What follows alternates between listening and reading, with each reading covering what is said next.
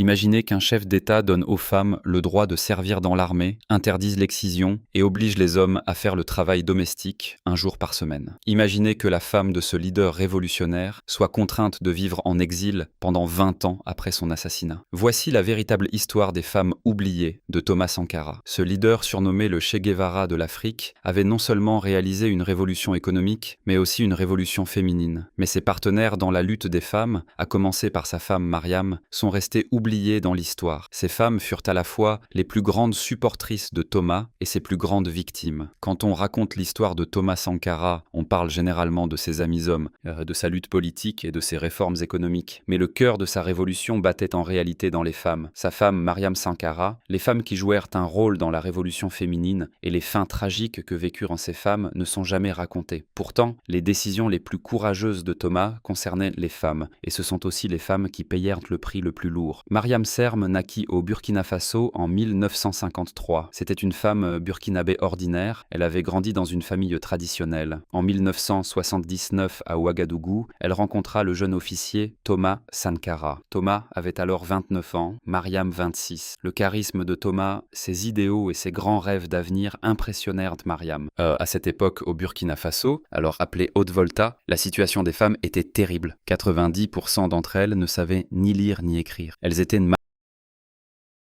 mariées de force, elles subissaient l'excision. Quand leur mari mourait, elles n'avaient aucun droit d'héritage. La polygamie était normale. Quand elles tombaient enceintes, elles étaient exclues de l'école. Les hommes les considéraient comme des biens. Les premières années du mariage de Mariam et Thomas furent difficiles. Tandis que Thomas progressait dans sa carrière militaire, il se tournait aussi vers l'activisme politique. Mariam continua à travailler dans une entreprise de transport. Elle essayait de mener une vie ordinaire, mais les idées révolutionnaires de Thomas étaient aussi discutées chez eux. Ils eurent 2 fils, Philippe et Auguste. Quand Thomas Sankara arriva au pouvoir par un coup d'État en août 1983, la vie de Mariam changea complètement. Mais elle n'accepta pas le rôle traditionnel de première dame. Sur proposition de Thomas, elle continua à travailler. « La présidence ne me changera pas », dit Thomas. « Ma femme ne changera pas non plus. » Dès son arrivée au pouvoir, la première action de Thomas fut de faire la révolution pour les femmes. Dans sa première année, il créa le ministère du Développement familial et l'Union des femmes du Burkina. Ces institutions furent créées dans le but de donner aux femmes de notre pays un cadre et des outils solides pour mener un combat victorieux. Il limita la polygamie. Il interdit la tradition du paiement de la dot. Il interdit les mariages forcés. Plus important encore, il interdit complètement l'excision féminine. Cette décision était révolutionnaire dans une société traditionnelle comme le Burkina Faso. Elle défiait des milliers d'années de tradition. Il donna aux femmes des droits d'héritage. Les veuves pourraient désormais hériter des biens de leur mari. Les enfants orphelins pourraient hériter de leur père. L'exclusion des filles enceintes de l'école fut interdite. Les filles ont prouvé qu'elles étaient les égales des garçons à l'école, peut-être même meilleures, dit Thomas. Sa décision la plus radicale fut d'accepter les femmes dans l'armée. Pour la première fois en Afrique, les femmes reçurent un entraînement militaire. Elles apprirent à utiliser des armes. Des femmes soldats en uniforme marchèrent dans les rues d'Ouagadougou. La société traditionnelle fut choquée. Mais le geste le plus révolutionnaire de Thomas fut la journée de solidarité des femmes. Chaque mercredi, les hommes feraient le travail des femmes. Ils cuisineraient, laveraient, nettoieraient,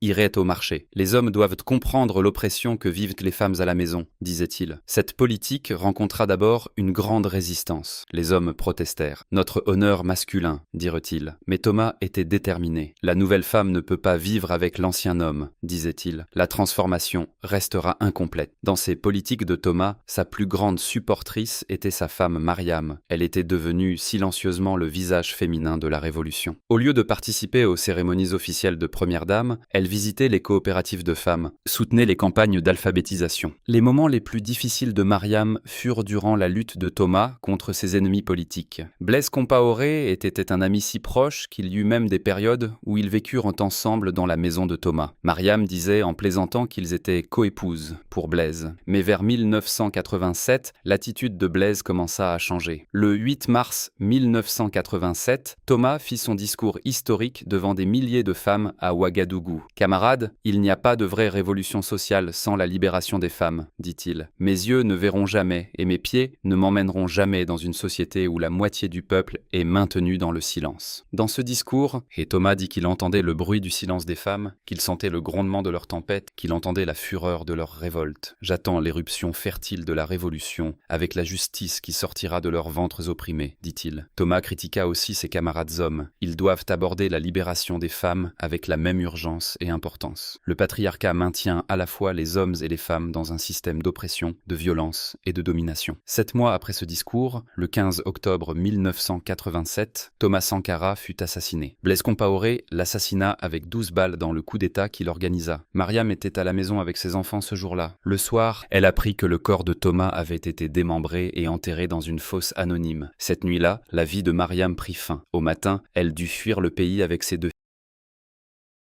fils. Le gouvernement de Compaoré les avait menacés de mort. « Cachez-vous ou vous mourrez », leur avait-il dit. Mariam, Philippe et Auguste quittèrent le Burkina Faso dans l'obscurité de la nuit. Ils laissèrent derrière eux tous les idéaux de Thomas, la révolution féminine, 4 années de lutte. Ils se réfugièrent en France. Un exil douloureux de 20 ans commençait. En exil, Mariam ne brisait pas son silence, ne parlait pas, ne donnait pas d'interview. Elle se concentra seulement sur l'éducation de ses 2 fils. Philippe et Auguste grandirent sans père. La mémoire de Thomas était effacée par le régime de Compaoré. Son nom fut retiré des rues, ses photos furent interdites. Pendant ce temps, le désastre commença pour les femmes au Burkina Faso. Compaoré annula toutes les politiques féminines de Thomas. Les mariages forcés redevinrent légaux. L'excision féminine fut tolérée. Les femmes soldats furent chassées de l'armée. Le ministère des femmes fut fermé. Des milliers de femmes perdirent les droits qu'elles avaient gagnés du temps de Thomas. Le taux d'alphabétisation chuta. Le taux de mortalité maternelle augmenta. Les féminicides augmentèrent. La révolution de 4 ans fut effacée, comme si elle n'avait jamais existé. Mariam continua sa lutte contre l'injustice en exil. En 1997, elle porta plainte devant un tribunal du Burkina Faso pour l'assassinat de Thomas, mais elle ne trouva pas justice sous le régime de Compaoré. En 2006, le Comité des droits de l'homme de l'ONU statua en faveur de Mariam. La famille de Thomas Sankara a le droit de connaître les circonstances de sa mort, fut-il dit. 20 ans plus tard, en 2014, un miracle se produisit. De grandes insurrections éclatèrent au Burkina Faso. Le peuple descendit dans les rues contre Compaoré. Les manifestants portèrent les photos de Thomas Sankara. L'esprit de Thomas est revenu, diront-ils. Compaoré dut fuir. Il se réfugia en Côte d'Ivoire. La dictature de 27 ans prit fin. Mariam publia une lettre félicitant le peuple burkinabé depuis sa maison d'exil à Montpellier. « Vive la République et vive le Burkina, la patrie ou la mort, nous vaincrons », dit-elle. En 2021, la justice commença enfin